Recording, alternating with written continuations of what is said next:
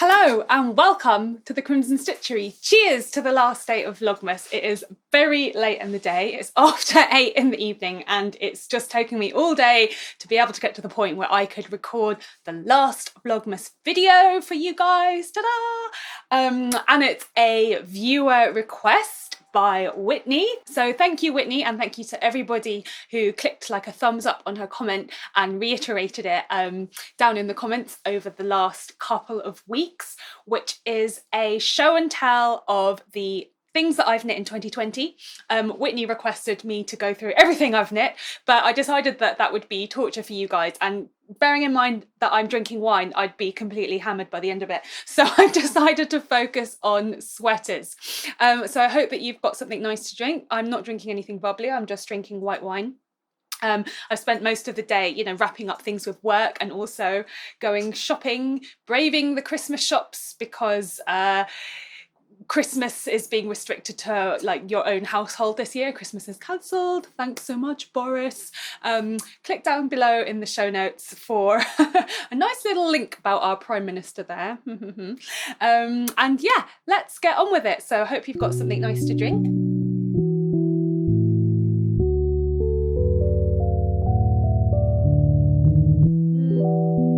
And without further ado, let's go through the knits that I finished in 2020, sweater focus. So I've actually got wearing one of them and I've got them piled up here, and I don't have all of them because 3 of the items that I knitted and finished were given away as gifts.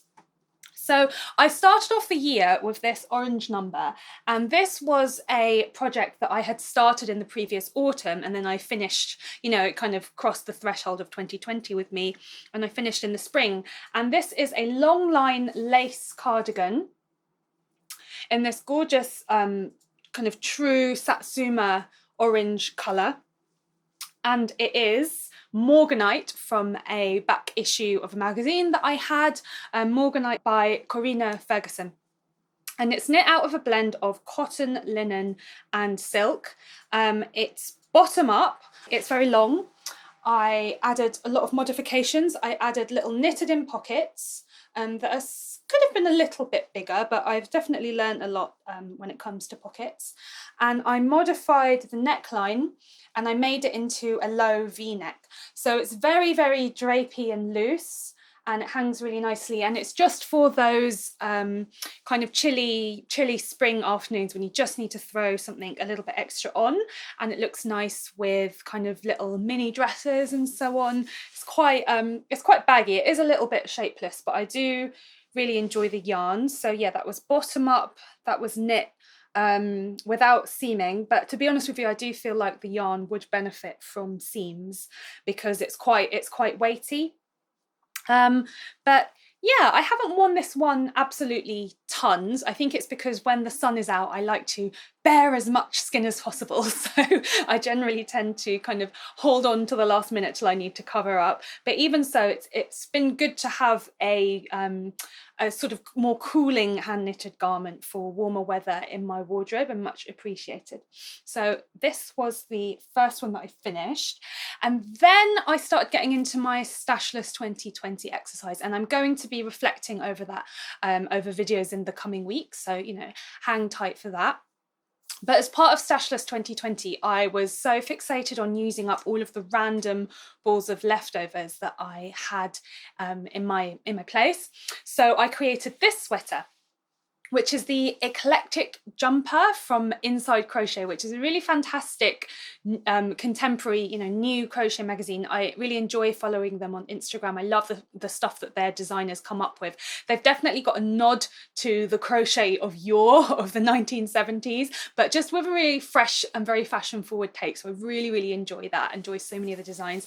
And yeah, this one is fantastic. And again, I modified it because I just added a lot of shaping to the sleeve so that you can see it's full, very, very full and blouson at the wrist, and it tapers in. And this jumper was a really big deal because it was my first ever crochet garment. I was weirdly nervous about crochet garments. I don't know why. It's just, one of those things, mental hurdles that you have to overcome. I've done lots of crochet, mainly of granny square and stripy type type endeavours, but never anything kind of shaped. But it was much more straightforward than I realised. I learned various nifty tricks like how to get a ribbing effect on the cuffs and on the hem of the sweater through the crochet. And the other thing that I learned is because I was combining leftovers in this jumper, I was quite fixated on getting the colours right. I mainly imitated the colours that the designer had in her sample that the designer came up with. But I did also, you know, make some adjustments according to what I had and what I preferred, you know, but, you know, the kind of broadest colour sense in that the contrast colour, the main contrast colour was this royal blue, and then it had these orange stripes with like the yellow and so on. So yeah, a little bit of me, a little bit of the designer, and yeah, learned how to do rib. It's not got any shaping in the body, which is a bit of a shame because as you can see, you know, I do still have a waist and I quite enjoy having a waist while I've still got one. It's not going to be there forever. Just joking. And as you can see, like there's quite a lot of positive ease. I would say there's about 8 inches of positive ease there. So it would have been quite nice if it had cinched in a little bit more and then bloused over the top, or just been a bit more fitted. But as it is, it does look really nice with high-waisted trousers, and it's comfortable, it's quite warm. Oh yeah, I was talking about the leftover yarn. So what I discovered was that crochet is really fantastic for using up leftovers. Not just because you can like crochet in all of the ends as you go, but also because it just is more flexible and adaptable when it comes to combining different yarn weights. So in this jumper, I've got the orange from this cardigan, which is Aran weight. The royal blue is DK weight. I've got a fingering 4-ply weight, a woolen spun like fluffy one that's held single. I've got Shetland yarn, which is again woolen spun, but I've held that double to make that a bit more substantial. What else have I got? I've said DK weight, I think. And then I've also got instances where I didn't think I was going to have enough of the orange leftovers, so I actually just combined other random orange yarns that I had in my stash, but were just little very small amounts, and just sort of managed to work it in and tie it together cohesively overall. So you don't really notice that there's like some of the colours are actually different yarns with completely different textures and different fibre contents. So in it there's like the cotton linen wool mix, there's a synthetic superwash wool, Shetland wool, as I said, like different pure wools, all sorts of things, and even some leftover sock yarn held double. And yeah, what was the other alterations I did? I worked it in the round as much as possible, which was really easy with crochet, and that was great because then I could avoid like an extra set of ends to weave in and an extra set of seaming. So most of it was done in the round, apart from this portion in the upper chest where the shoulders and shoulder seams come in. Then that was back and forth, just like you do with one of those like jersey gansey, is that the right word? You know, the sort of fishermen's jumpers, and that way of constructing, you sort of start in the round, then go flat and then back in the round. So that's 2 jumpers, and I finished this in the spring. And I was really pleased with myself. And I have a lot of viewers who crochet either as their main craft or as a sort of equally weighted craft to knitting. I mostly knit, and my crochet viewers are always asking me if I will do more crochet, if I'll design crochet, if I'll do crochet tutorials. I just don't consider myself an expert in any way. It's probably to do with these mental hurdles, like thinking it was going to be really difficult to crochet a garment when it wasn't. But you know, I'm totally open to crochet. When I see another pattern that catches my heart and catches my eye, then definitely I will do more crochet in the future. It's certainly not off the cards. So then after I did these, I did some gift knitting as well. So the first one that I did was a baby knit, and that was using yarn that I got in it was kind of in a swap. I opened up like a sort of stash swap thread in our Ravelry group for the Crimson Stitchery, and someone very kindly sent me a couple of balls, and I knit a baby cardigan for a colleague, and that was very well received, and that was FLAX by Tin Can Knit. And I did some stupid things like there are 2 different versions of the pattern. There's like a one for thicker wool and one for thinner, and I somehow downloaded them both and mixed up the pattern file, so I did lots of stupid things there. But the finished garment turned out really well, and it was really gratefully received and appreciated, not just by my colleague, but also by her husband and also by her mum. Like, I just got so much thanks and all these little baby update pictures, and yeah, it's gone down really, really well. So that was great. And then I also knit a wool jumper for my grandmother, which was quick work in thick wool. And I renamed it to Pink Work in Thick Wool, which is a pattern from this book, A Stitch in Time Vol.II, that I've knit a few things from this year, as you'll hear. And I knit that using de Rerum Natura in argile, which means clay, so it's pink clay. So that was a pattern that I already had at home in this book that I had on my bookshelf, and I just purchased the yarn for that and worked it up immediately. And again, I made modifications to that pattern.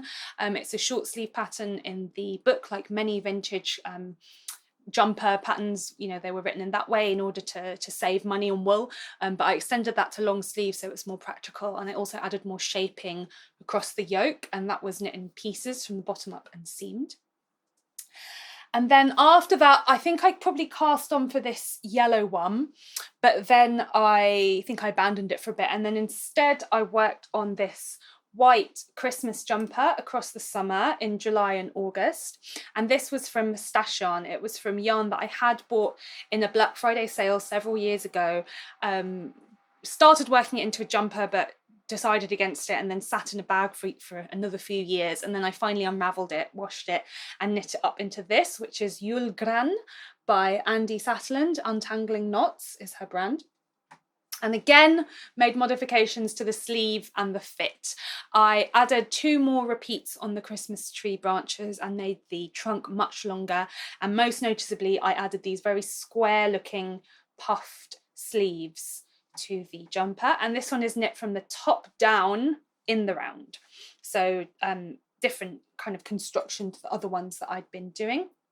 So always fudging around, and I've been wearing this one recently, and it's really fun. So yeah, my Christmas jumper for the year. And then that takes me up until the autumn, where I knit another gift. And regular viewers will know all about it. What was the gift? It was the Waistcoat Saga. So I had a whole saga for my grandfather.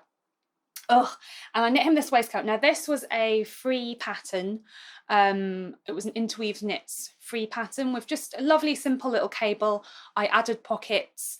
I'm counting this as a full sweater, and I mentioned the baby sweater too. I think because as a waistcoat and as a cardigan, they both involved a lot of finishing. So, you know, they were actually quite involved projects. And I was really happy with how this waistcoat turned out. I thought it turned out beautifully, but you all know how that went down. Went down like a sack of something warm. It's all good. I'm fine. I'm over it. It's just a funny story at this point. So yeah, after that I was a bit mellow, but I think I'll just also say that for that yarn I ordered it and I knit it. So far with the things that I've made, I've either used, you know, this orange one was an old project that had been hanging around for about 3 months, I think. This one was from Stash. This one was from Stash. Oh, I forgot to mention the yellow, sorry. Kind of coinciding with that. I cast on with the yellow in the spring lockdown and then sort of abandoned it for a while. But this is the tri-cable cardigan. And then this came from Stash, the yarn, but I had to order extra. So it was a sort of weird self-defeating exercise. I don't know. Anyway, so this one was for me. So I think overall we are at 1, 2, 3, 4 for me, and then one for my grandma, grandfather, and then for my colleague 3. So kind of more or less one-on-one, but mostly in favour of me. And this is another vintage pattern from this book. It's the one on the back of the cover. I think this one's 1930s. And I think the main modification I did for this was that I changed the proportion of the ribbing. So I gave myself nice, long, thick cuffs, and then again a nice long chunky piece of ribbing on the waist so that it really cinches in. So that's lovely. It's got this little tie, and it's got this lovely cable pattern. It took ages to knit, and then I used Portuguese yarn for this from Holiday. So this yellow one was Portuguese yarn from Holiday. The orange was Portuguese yarn. Not from a Holiday, but it was like, I ordered it from a shop I visited off a Holiday. We've got Deep Stash. And then the last one that I haven't finished that is going to see me into 2021 is the garment that I'm knitting for my partner, also from Portuguese yarn, not from Holiday, but from the shop that I visited while I was on holiday. And that one again is from this book. So I feel like that was a bit of a marathon whipping through that. Overall, we've got mixture of things for me and things for others. Quite a lot of patterns that I already had at home, either with old magazines or this book that I really love, A Stitch in Time. 3 vintage patterns, 1 vintage reproduction pattern. This crochet sweater is very like 1970s roller disco-y, super fun. This one is just, you know, something to throw over at the beach kind of thing.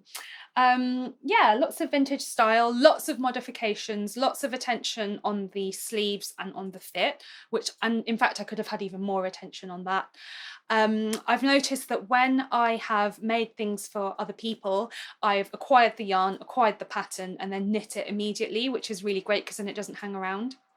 And that's been the main occasion when I have bought yarn, either because I've made a gift for someone or because I've had a design project. That's the other reason. But lots of stash yarn, and I'm really pleased about that. I've definitely run out of space in my sweater drawer.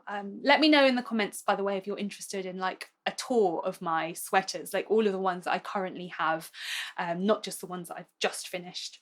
So yeah, I definitely couldn't only knit sweaters for myself because I just wouldn't have the storage space for it. So it makes me really happy that I do have some people in my life that I love and that love and appreciate the gifts that I have knitted them. It's really wonderful and really heartening. And in fact, my grandma has requested more knitting. She's requested more hats, more jumpers, more cardigans. She's being a bit greedy, let's face it. And I know she watches this, so haha, don't be naughty, Pawpaw. And that is all of my cardigan and jumper knitting for 2020. Hope that you've enjoyed this video. If you have, drop me a thumbs up down below. Let me know if you have managed to knit any sweaters, jumpers or cardigans over 2020, or if that's something that you might be planning to explore in 2021. Do subscribe to the Crimson Stitchery if you haven't done already for more videos, blogs, tutorials, helpful things, more about what I've been making. And also I have a newsletter, so do subscribe to that if you are interested in having a little blast from me in your inbox at the beginning of every month. I will be back on Christmas Eve. Might be Christmas Eve already by the time you're watching this, depending on what time I upload it. But I will be back on Christmas Eve with another podcast vlog of everything that I've been making recently. But nonetheless, I wish you a very happy late December, winter solstice. Take care, everyone, and cheers.